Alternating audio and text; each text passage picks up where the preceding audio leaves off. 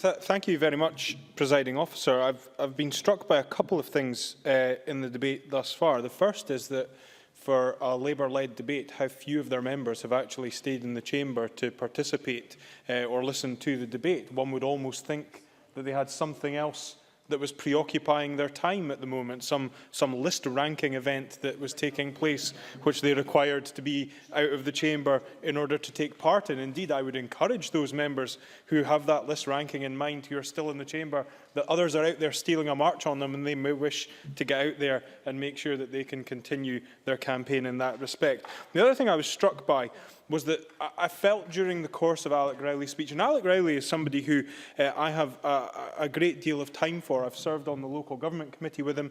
I always find his contributions in this chamber to be interesting and thought-provoking. I think he's come forward with some very interesting ideas in debates, which have often deserved to be considered and not always agreed with, but certainly considered and challenged, and often challenge conventional thinking, particularly his views around fiscal autonomy.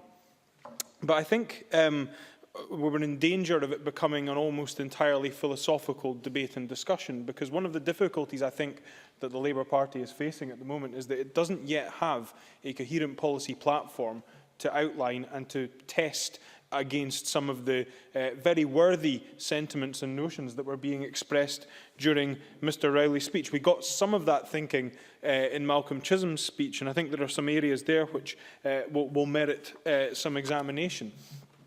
One of the areas where Mr Chisholm got rather exercised was around the issue of local authority finance, and I don't think anybody would disagree. Indeed, the Cabinet Secretary for Finance himself has said that this is a challenging settlement for local government. But the challenge is this. The challenge is that we have to look at how we can reform the delivery of public services to ensure that they can weather the storm of austerity, because the storm of austerity is here to stay for the next 5 years, based on the projections from the UK government, and possibly beyond that, depending on whether or not the collective UK Labour Party gets its act together or otherwise. So we have to be in a position where we take the opportunity to reform public services into such a way that we either have more sharing of services or different ways of delivering services that enable that storm to be weathered. But if we were to look at my own local authority in Aberdeen City Council, I've seen in the press the finance convener of Aberdeen City Council talking about £10 million worth of cuts having to be considered by the council. At present, Aberdeen City Council is sitting on uncommitted cash reserves of £116 million. Audit Scotland recommends a buffer of around 2 to 3% should be carried in revenue terms in uncommitted reserves. That £116 million equates to 27% of the Council's budget being held in uncommitted cash reserves. So the money is there not necessarily to mitigate those cuts, because I don't think we should operate on the basis of simply mitigating through the use of reserves. But that money exists there in order to enable that transformation of service delivery should the Council choose to do so. And that becomes a question of political will and ability of those councillors to put their shoulder to the wheel and ensure that those services can be reformed. In terms of the housing debate, I heard what Alec Rowley said, where he welcomed the commitment in terms of 50,000 houses for the next 50,000 affordable houses, with 35,000 of those for social rent. But one of the great difficulties I have is when we get politicians standing up and saying, I welcome it, but it's not enough. We then need to get some kind of idea of what would qualify as enough.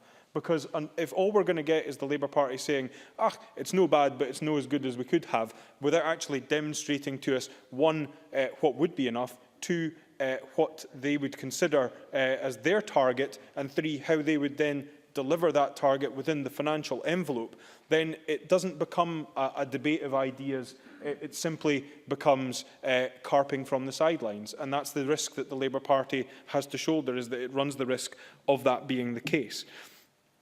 Over the Christmas period, Presiding Officer, in fact, after watching my children performing in the local church nativity, I went out leafleting, not political leafleting.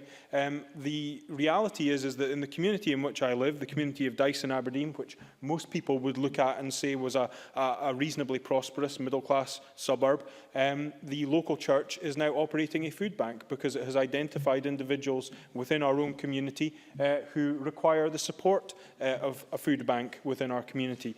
And I was out delivering leaflets, as were a number of other members of the church, around houses, identifying to people that that food bank had been established and seeking donations. And I think it drove home to me the fact that the very real situation that we can't just simply talk about identifying specific areas that we know suffer from entrenched poverty. We now have individuals living within areas perhaps being lost within certain communities because they wouldn't necessarily be picked up on a kind of broad brush examination of income levels across communities. But there are individuals within those communities themselves, some communities which you wouldn't necessarily identify as being likely to have individuals suffering from poverty, but who are suffering. Some of that will be a consequence, I think, of the uncertainties that have been created as a result of redundancies in the offshore sector. Some of that will be a result of some of the welfare changes that are taking place. Of that, I have no doubt.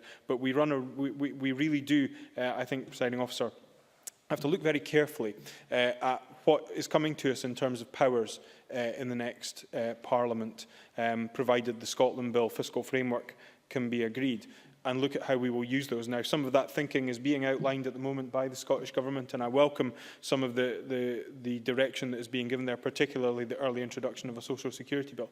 I've spoken at great length about how we should look not just simply at taking what exists at a UK level and transplanting it into a Scottish context, but look at how we could improve upon what is done, perhaps do it differently, certainly simplify some of the application and renewal processes, which I think would greatly enhance the ability of individuals to access that to which they are entitled. But the key thing in all of this has to be moving towards a situation where those people who require jobs can access those jobs and can access well-paid jobs. And on that journey, I think there is much that unites us in this chamber. The question, therefore, is, do we have the political will to make it a reality? I recognise the Scottish Government does so. I'd be interested to hear the proposals coming forward from other parties in that respect.